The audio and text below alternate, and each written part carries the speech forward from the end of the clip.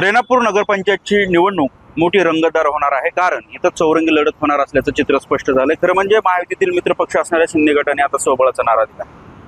काय स्वबळाचा नारा देण्याची वेळ आली आणि कसा प्रचार करतात? वेळ नाही, जनतेचे अनेक प्रश्न आहेत, त्याच्यामुळे शिवसेना निर्णय घेतला की जनतेसाठी आता रणांगणात उतरायचं। त्यामुळे आम्ही कोणाच्या कुबड्या घेऊन लढण्यापेक्षा स्वतंत्र आमच्याकडे उमेदवार होते, सक्षम उमेदवार होते, आमच्याकडे विजन आहे। आणि रेणापूर शहर हे रेणापूर तालुक्याचं नाक असल्यामुळे सुंदर, स्वच्छ, दहशतमुक्त, भयमुक्त, दुर्गंधीमुक्त शहर बनवण्यासाठी एकनाथ शिंदे साहेबांचं जे विजन महाराष्ट्रासाठी आहे त्याचाच एक भाग आहे रेणापूर शहरची नगरपंचायत आहे। आणि नगरविकास खातं एकनाथजी शिंदे साहेबाकडे असल्यामुळे या शहराचं कायापलट करण्याचं शिवसेनेकडे एक विजन असल्यामुळे आम्ही निवडणूक ताकदीनं लढणार आहोत। बरं, रेणापूर शहराचे शहर प्रमुख देखील आपल्यासोबत आहेत। शहर प्रमुख, मला सांगा, काय ताकद वाढली असते की भाजप सोबत गेल्यानंतर? काय हात दिला नाही, कसा असतो, एक वेळ निघून गेल्याच्या नंतर सहकार्याची किंमत नसते, वेळेवेळेचा विषय असतो। आणि या ठिकाणी ज्या अर्थी इथं आधीचे जे होते इथं भाजपवाले, त्यांच्यावरती आधीची जनता नाराज आहे, कारण एवढं मोठा अब्ज रुपयाचा निधी येऊन, करोडो रुपयाचा निधी येऊन या ठिकाणी खूप मोठा चुकीचं काम झालेलं आहे। मग त्यांची नाराजगी आपण अंगलट का घ्यावी, म्हणून आम्ही स्वबळावरती लढण्यासाठी तयार झालो। बरं, आता स्वबळाचा नारा दिलाय, का बरं जनतेने मतदान द्यावं तुम्हाला?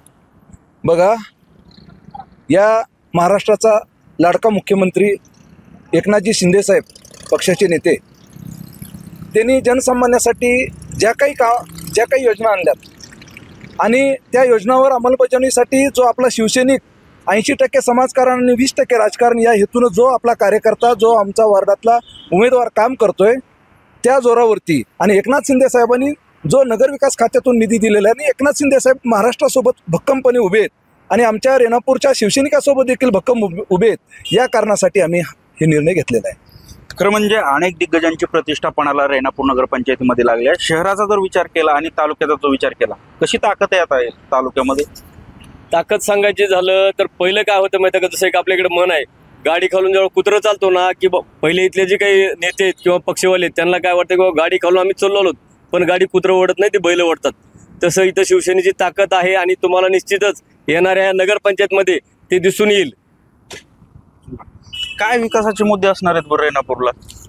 बरेच मुद्दे आहेत। एक तर इथे जे 2 नंबरचे धंदे आहेत, तिथे दहशत आहे, इथले जे तरुणांना व्यसनाचा जो विळखा पडलेला आहे, आजूबाजूला दुर्गंधीचा विळखा पडला आहे। आम्ही शहरात फिरतो, काल बाजार होता, बाजारला शेतकरी महिलांना इथं सोयीसुविधा नाही आहेत। आज आमची सुद्धा रेणापूर शहरातली मुलं खेळामध्ये पुढे गेली पाहिजेत। आम्हालाही वाटतं चांगलं क्रीडांगण पाहिजे। आता मी जिजाऊ वाचनालय आहे तिथं गेलो, तिथं मुलांना चांगल्या सुविधा नाही आहेत। आमच्या रेणापूर शहरात सुद्धा अधिकारी चांगले झाले पाहिजेत, चांगले पार्क पाहिजेत। आमच्या इथं शिवसेनेचं छत्रपती शिवाजी महाराजांचं भव्य स्मारक पाहिजे, इथे संग्रहालय पाहिजे। आज महिलांना इथे आपल्या देवीचं मंदिर आहे, तिथे साधं हॉटेल नाही आहे जेवायला, बाहेरची लोक एवढी भाविक भक्त येतात आपल्याकडे। बरं, ते घाटाचा आणि पाण्याचा प्रश्न खूप चर्चेत येतो सध्या रेणापूरमध्ये, काय बरं ते विषय जरा सांग? त्या स्वच्छ पाण्याचा प्रश्न मोठा गंभीर आहे। त्याच्यामध्ये लोकांना 10-10, 15-15 दिवस जर पाणी मिळत नसेल तर मग तुम्ही काय करता? जर साधी प्यायच्या पाण्याची जर अशी बोंब आहे, तर सांडायच्या पाण्याची भयानक बोंब, त्याच्यामध्ये काल गटारी बघितल्या, सगळ्या बघितल्या, ते प्रश्न आपल्याला घेऊन लढणं गरजेचं आहे। एकूणच हे चित्र पाहिलं तर ही सगळं चित्र स्पष्ट येत्या निकाला दिवशीच होण्याचं पाहायला मिळणार आहे। संदीप भोसले, साम न्यूज, लातूर।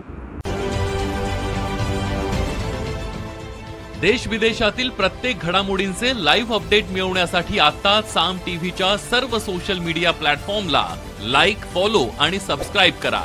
तसंच सर्व नोटिफिकेशनसाठी बेल आयकॉन प्रेस करायला विसरू नका।